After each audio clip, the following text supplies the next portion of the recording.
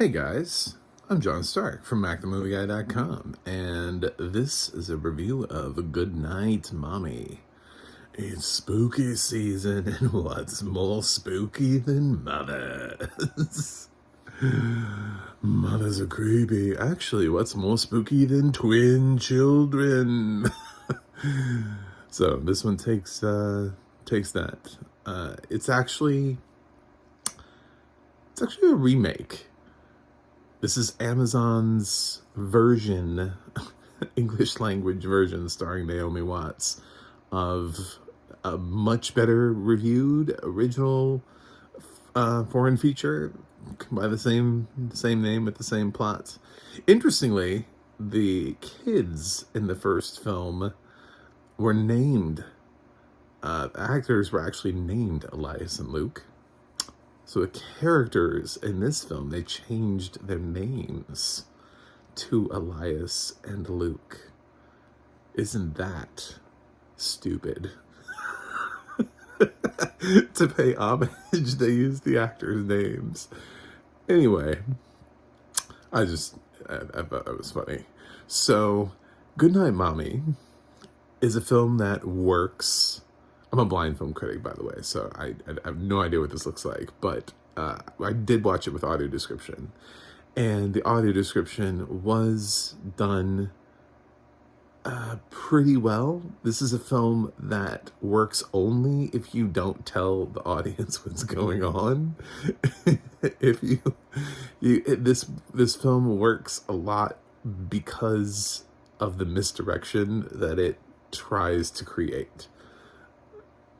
Trying to do this without spoiling anything. So, for example, we open and immediately we're in a car ride, and it's just the dad and the kids. We're not told anything. We don't know what's happening, where they came from, what the situation's been, how long the kids have been gone. We don't know why the mom got plastic surgery. Nothing has been told to us in the car. It's just the kids are finally getting to see their mom again because she's at home and she's waiting for them with open arms. There's no backstory. So these two boys get dropped off. And they get dropped off in a way where everything has to be sort of meticulously done in the right way. This is a film, when you look back at it, I will say that I accepted the trajectory that it wanted me to go on, but at the same time, the trajectory that it actually was on, I saw coming. So this film does not have the greatest twist in the world.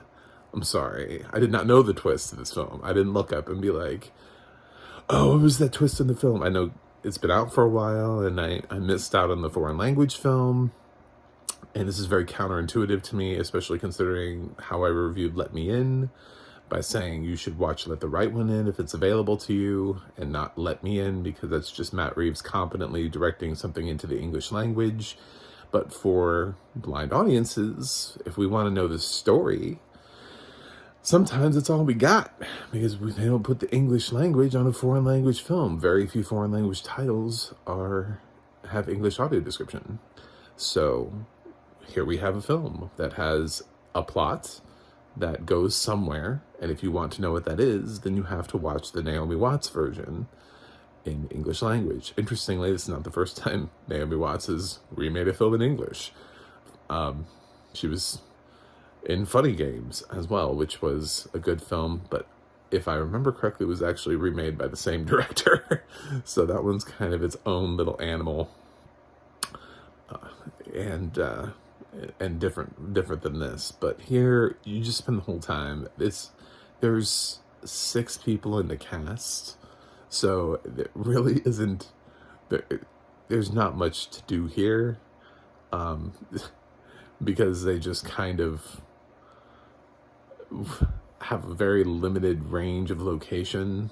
They're little boys, and the house, I guess, is out out somewhere, out in the country somewhere. They're not near too many places.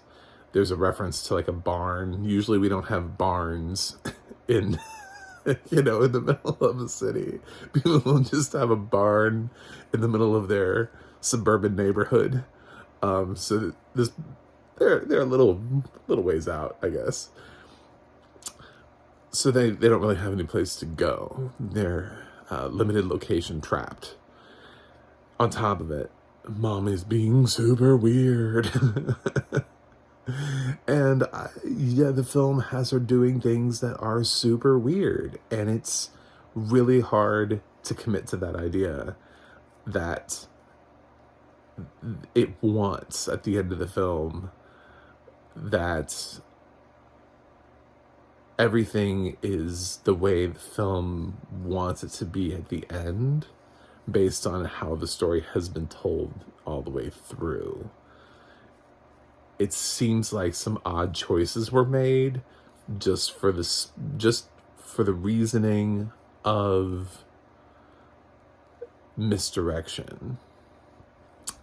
There are certain things and certain ways that people would react to a situation, and then there are certain ways that people would react to a situation in a movie that would require them to do it just to be withholding information from the audience. And that's what this film does. This film constantly is trying to screw with your head. And that's probably really all I can say about this film. And legitimately not spoil where this film goes. Yes, I still look back on the film and I go, well, then why did that happen? Why did that happen? Why did that happen? And it's still just, to me, there's just things that just don't make sense. There are things that are thrown in there just to have you go, oh my God, what's happening? But when all is said and done, you look back and you're like, what the fuck was that? So I don't know if this is how faithful this is to the original, but I assume we made some liberties and some choices, because if the original was like this, I don't know why we would have adapted it. I don't know why it would have been a hit. I mean, it has a cool premise. They did use actual twins, by the way, for this. This is not like a Lindsay Lohan Freaky Friday Parent Trap type situation. Also the Freaky Friday was a reference to Haley Mills, who had to do anyway. But the twin thing, and they actually are twins, so that's solid casting. I actually thought the boys in this film did fine. I have no problem with them.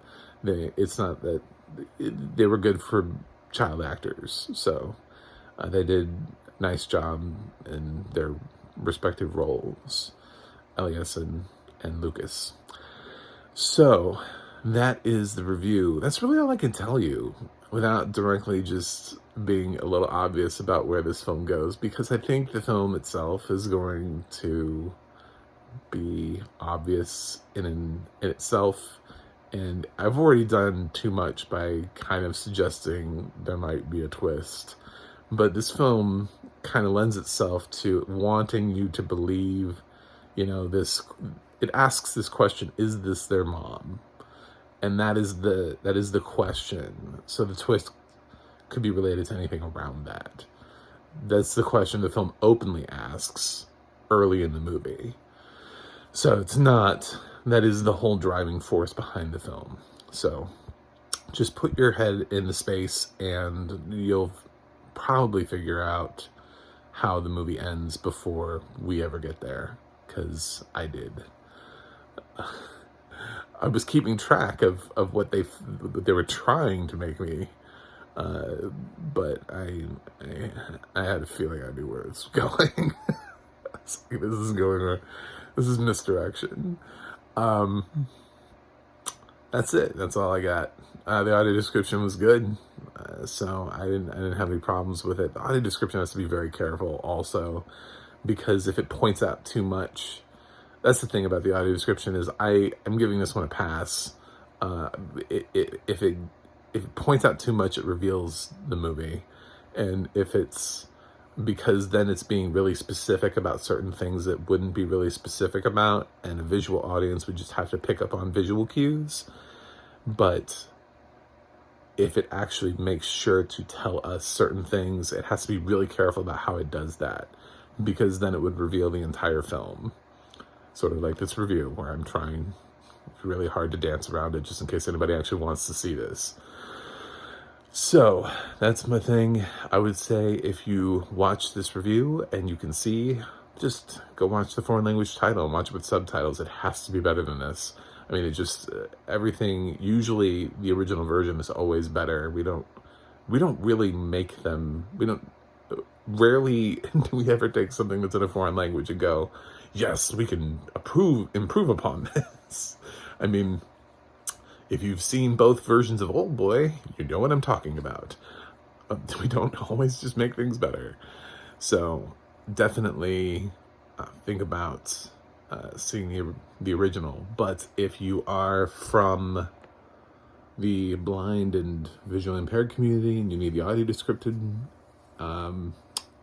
check out Amazon's remake. That's it. I'm giving Goodnight Mommy a C+. It's creative in places, but at the end of the day,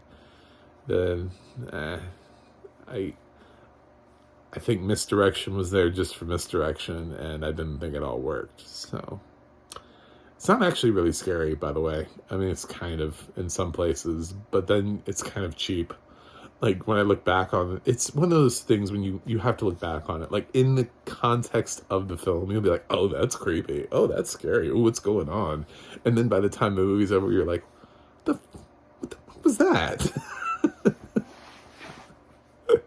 So it's one of those. So you enjoy it a little bit more as it's going on, but like after the movie, you'll be like, wait a minute. What did I just see? So, that's it. If you stayed this long, please think about subscribing. I'm trying to get to 100 by the end of the year, so I can do that with your help. I've done a good job of getting a horror title every day in October so far, so that's what I've been doing. Also, I have a website, MacTheMovieGuy.com. I have a Twitter at MacTheMovieGuy. There's a theme there. You can go to the audio description project, adp.acb.org. It'll let you know what has audio description and where you can watch it. And the adna.org will let you know who is describing what, including possibly this film. So that's it from me today. You can look for more of my reviews because I got to go do some more, and I will see you on the other side.